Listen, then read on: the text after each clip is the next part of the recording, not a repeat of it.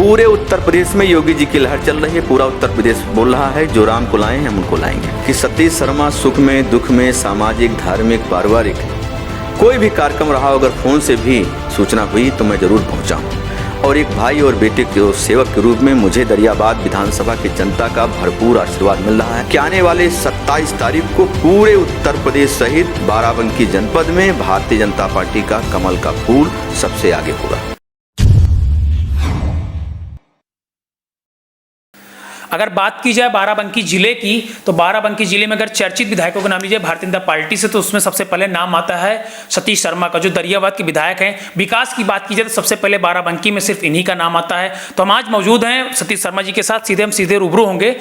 Introduction करें जो इसलिए नहीं क्योंकि नाम से ही लोग इनके परिचित हैं और स्वभाव से भी। सतीश शर्मा जी, आपका यूपी में स्वागत है। धन्यवाद। पहला मेरा सवाल है कि आपको दोबारा प्रत्याशी बनाया, भारतीय जनता पार्टी ने आप पर दोबारा जो है भरोसा जाता है तो आपको दोबारा प्रत्याशी बनाया है, तो क्या कहेंगे सबसे पहले आप? तो मैं पूरे भारतीय जनता पार्टी नेतृत्व को और अपने सभी क्षेत्रवासियों को हृदय से धन्यवाद आभार व्यक्त करता हूं और विश्वास दिलाता हूं उनके मान सम्मान और क्षेत्र के विकास के लिए सतत प्रयत्नशील रहा हूं और रहूँगा।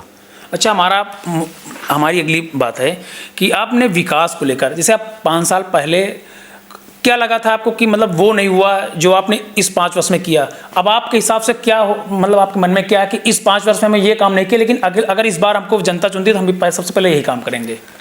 दरियाबाद विधानसभा शुरुआत से उपेक्षित विधानसभा के रूप में रही। यहाँ पर 30-30 वर्ष पुरानी मांगें थी जो नहीं पूरी हो पा रही थी।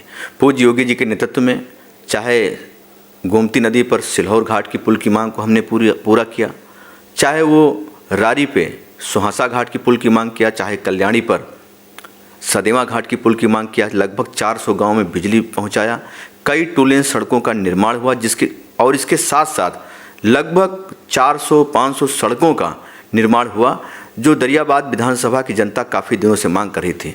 और मुझे इस बात का आम जनता के सहयोग से, आशीर्वाद से इस बात का गर्व है कि बड़ी संख्या में ऐसे काम हुए जिनके बारे में जनता काफ़ी दिनों से सोचती थी। और मुझे पूरा भरोसा है कि आने वाले समय में, क्योंकि विकास एक सतत प्रक्रिया है, आम जनता की कई और मांगे हैं उनको भी हम लोग पूरा करने का काम करेंगे। अच्छा, आपके द्वारा सबसे प्रमुख क्या था मुद्दा जो पिछले, मतलब आप जब विधायक नहीं थे इससे पहले मुद्दा था कि दरियाबाद में ये नहीं हुआ, जब आप विधायक बने तो वो मतलब काम आपने करवाया, सबसे फेमस अगर काम रहा होगा तो? कि राम सनई घाट का नगर पंचायत की जो मांग थी, 30 वर्ष पुरानी मांग थी, लगभग 90 के दशक से लोग मांग कर रहे थे, हमने उसको पूरा करने का काम किया। चाहे वो बस अड्डा निर्माण की बात हो, चाहे स्टेडियम निर्माण की बात हो, ये ऐसे काम थे, पिलर वर्क थे कि जनता इसकी बहुत दिन से मांग कर रही थी, इसको हमने पूरा किया। इसके साथ ही मोदी और योगी जी के आशीर्वाद से, माननीय सांसद जी के सहयोग से 84 कोसी परिक्रमा मार्ग की भी स्वीकृति हुई है, जिससे सरयू नहर पुल बनेगा और जो हमारा उस पार का क्षेत्र है वो भी हम लोग से जुड़ेगा।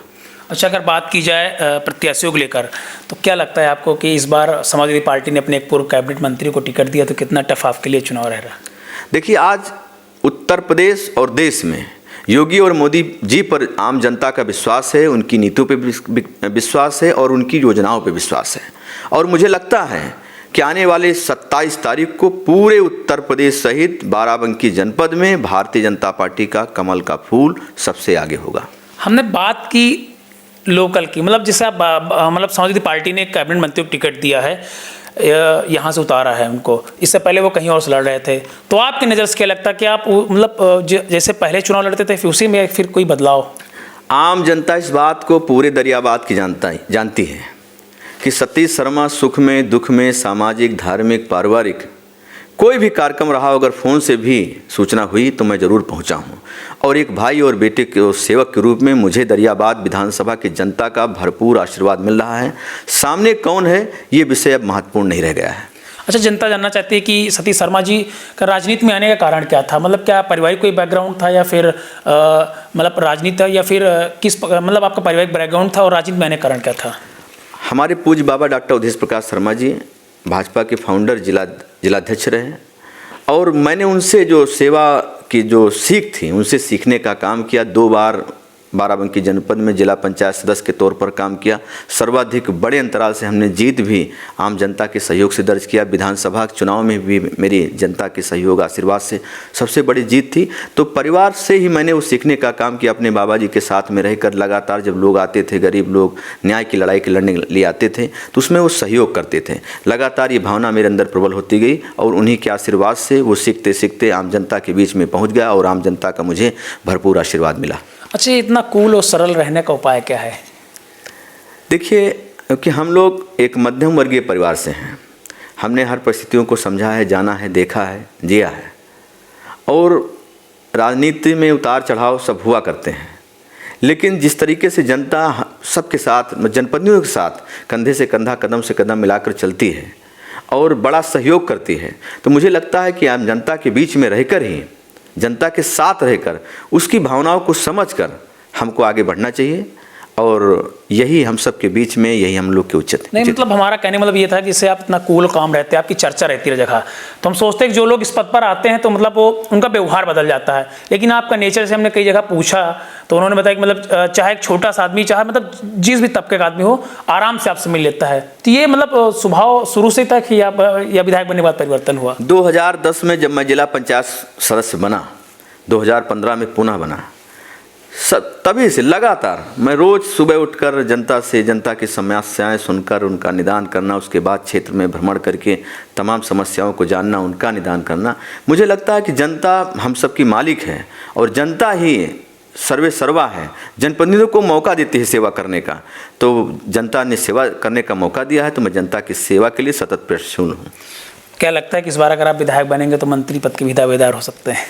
देखिए, हम तो अभी, हम लोग का जो लक्ष्य है 27 तारीख को दरियाबाद विधानसभा में भारतीय जनता पार्टी का कमल के फूल पर दरियाबाद विधानसभा की महान जनता का आशीर्वाद मिले, और बाकी शेष निर्णय तो पार्टी का है, पार्टी क्या तय करेगी उसका विषय। पश्चिमी चुनाव के बारे में क्या कहेंगे? जो पश्चिमी यूपी में चुनाव हुआ उस पर पूरे उत्तर प्रदेश में योगी जी की लहर चल रही है। पूरा उत्तर प्रदेश बोल रहा है जो राम को लाए हैं हम उनको लाएंगे। अच्छा, हमारा लास्ट क्वेश्चन है, क्या कहना चाहते हैं दरियाबाद की विधानसभा जनता को, क्या मैसेज देना चाहते हैं? दरियाबाद विधानसभा की जनता ने मुझे एक भाई और बेटे और सेवक के रूप में मुझे जो आशीर्वाद दिया है, पिछले 5 वर्षों से मैंने उनके सुख दुख, मान सम्मान, विकास की लड़ाई को लड़ने का काम किया है। मैं पुनः अपने दरियाबाद विधानसभा की जनता से अपील करता हूं, अनुरोध करता हूं कि जिस प्रकार से आपने मुझे अपना सहयोग, प्यार, आशीर्वाद निरंतर दिया है, ठीक उसी प्रकार से आने वाली 27 तारीख को आप अपना भरपूर आशीर्वाद, समर्थन, अमूल्य मत देने की कृपा करें। मैं विश्वास दिलाता हूं कि मैं आपके साथ कंधे से कंधा, कदम से कदम मिलाकर जाड़ा गर्मी बरसात आप सबकी सेवा करने का काम करूंगा। क्षेत्र के विकास की एक नई ऊंचाइयां देने की कोशिश करूंगा। चलिए, फिर इस बात को लेकर धन्यवाद।